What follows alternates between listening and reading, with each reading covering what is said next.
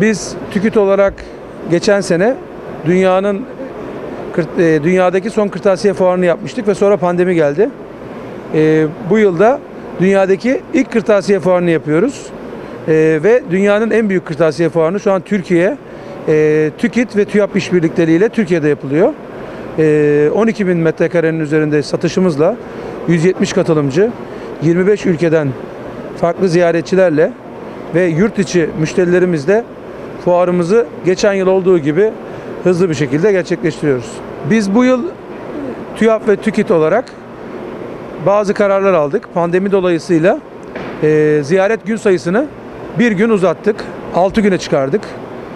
Tarihimizde ilk defa böyle bir şey yaptık ama pandemi şartları dolayısıyla daha doğru bir şekilde sosyal mesafenin daha uygun olabileceği şekilde gerçekleşmesi için 6 güne çıkardık. Ve ziyaretçi sayımızda herhangi bir düşüş yok. Bütün yurt içi alım heyeti, yani yurt içi alım yapacak müşterilerimizi burada İstanbul'da konaklatıyoruz. Derneğimiz TÜKİT, Tüm Kırtasiyeciler Derneği ve TÜYAP bunu karşılıyor fuar organizasyonunda. Ve geçen yılki sayıdan şu anda üstüne çıkmış durumdayız. Ama günler tabii ki seyreldi ve bu günler içinde sosyal mesafe kurallarına da uyarak herkes alışverişini yapıyor. Dediğim gibi yani fuarımızla beraber pandemi başladı. Fuarı kapattık. Pandemi devam ediyor. Biz fuarı açtık. İnşallah tüm sektörlerde bizim gibi olur. Bu heyecanı yaşar. Bu yeniliklerle buluşur. Bizim heyecanımız tam. Okullarımız kapalı ama heyecanımız tam. Kırtasiyeler ve kırtasiye sektörü çok zor günlerden geçti. Okullar açılmadı. 20 milyon öğrenci, 25 milyon öğrenci kırtasiye alışverişini yapamadı. Zincir marketler kırtasiye sattı ama kırtasiyeler kendi kırtasiyelerini satamadı. Mahalledeki esnaf zor duruma düştü. Ama buna rağmen sektör olarak güçlü bir şekilde hayatımıza devam ediyoruz. Yenilikler çıkarmaya devam ediyoruz. Fuarımızı yapıyoruz. Bunlar da bize gurur veriyor, mutluluk veriyor. Biz TÜKİT olarak pandemi zamanında da durmadık. Online olarak toplantılar, eğitimler vermeye devam ettik. Sektörün daha ileriye gitmesi için neler yapabiliriz diye çok çalıştık. Dernek yöneticilerimiz, dernek yönetim kurulumuz, sektördeki diğer temsilciler de el birliği verdi. Ticaret odalarıyla sıkı iletişim içinde olduk. Pazarda sürekli yenilikleri neler yapabiliriz, nasıl bu pandemi sürecini atlatırız diye uğraştık. Şu an fuarımızla başladık. Fuardan sonra bölgesel fuarları olacak müşterilerimizin. O bölgesel fuarlarda da satışlar yapmaya çalışacağız. Ve sonrasında da hayırlısıyla okulların açılmasının büyük heyecanıyla sektörümüz eski günlerine, eski heyecanına, eski gücüne geri dönecek. Bizler kırtasiyeci olarak güvenliyiz. Ve bu güvenle ürün satışına hazırız. Hafta sonu yasaklarında mahallelerde, caddelerde kırtasiyelerin kapalı olması bizleri çok etkiledi. Zincir marketlerin ürün satıyor olması bizi etkiledi. Ama bizlerin aynı zamanda güvenli bir şekilde, temiz bir şekilde sosyal mesafe kuralına uyarak mağazalarımız hizmet vermeye hazırdı. Fakat gelen yasaklar bizim önümüze geçti. Gelen yasaklarla ticaretlerimiz engellendi. Bu da bizi etkiledi. Yani yasaklardan kırtasiye esnafının, oyuncak esnafının etkilenmemesi gerekiyor.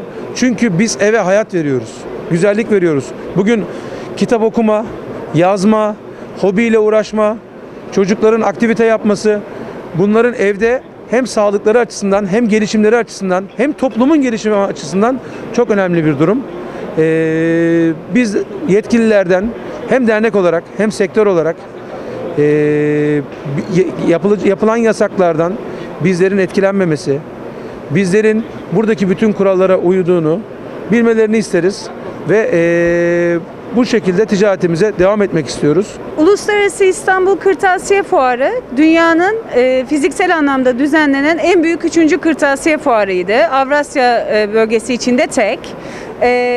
Bu sene biz dünyanın en büyük kırtasiye fuarını düzenliyoruz. Uluslararası anlamda bir buluşma noktası haline geldi. Yabancı alıcının çok fazla rağbet gösterdiği bir fuar oldu. Zaten bulunduğumuz koşullar altında gerçekten fuara katılım gösteren de ticari faaliyetine devam etmek niyetinde olan alıcılar. Fuarın dinamizmi çok güzel. 12 bin metrekarenin üzerinde satışı var. Yaklaşık 20 bin metrekare alanda da düzenleniyor. Fuar ilk kez bu yıl 6 gün düzenleniyor ki yoğunluğu azaltmak için. Bu dünya çapında takip edilen bir fuar, ayrıca ülkemiz ekonomisi için de çok kıymetli. Bildiğiniz gibi kırtasiyeciler çok zor zamanlardan geçtiler. Özellikle ham maddelere gelen, ithalata gelen artış imalatçımızı çok zor durumda bıraktı. Bunun yanında bu ülkede bir yıldan beri okullar uzaktan eğitimle devam ediyorken kırtasiyeye olan ihtiyaç da bir şekilde gündemde kalmaya çalıştı. İnsanlar evlerinde hobiyle uğraşıp yeni alanlar keşfetmek zorundalar. Kırtasiye sektörünün ana kelimesidir dinamizm. Biz buna uyum sağladık. Bu zor zamanlarda da ticaret odalarıyla, bakanlıklarla iletişime geçtik. Burada da kırtasiye ürünlerinin ana kalemlerinde %8 olan KDV oranı diğer ürünler için %18'de. Bakanlıklarımızdan talep ettik ki böyle bir dönemde hem kırtasiye satışına destek olmak için hem de nefes olarak %18 olan kırtasiye ürünlerinin KDV oranının %8'e indirilmesi konusunda. Ayrıca tedbirler kapsamında cumartesi, pazar sokağa çıkma kısıtlamaları da kırtasiyecilerimizi biraz zor durumda bıraktı. Bununla ilgili de ticaret odalarıyla olan görüşmelerimizde 1500 metrekarenin altında kalan marketlerde kırtasiye ürünlerinin satışının yapılmaması noktasında destek talep ettik yasa taslağında. Bununla ilgili olumlu sonuç bekliyoruz. Burası Türkiye'deki kırtasiyecilerin de bir buluşma noktası. Biz tüm Kırtasiyeciler Derneği olarak bu buluşmayı 27 yıldan beri organize ediyor olmaktan dolayı çok mutluyuz.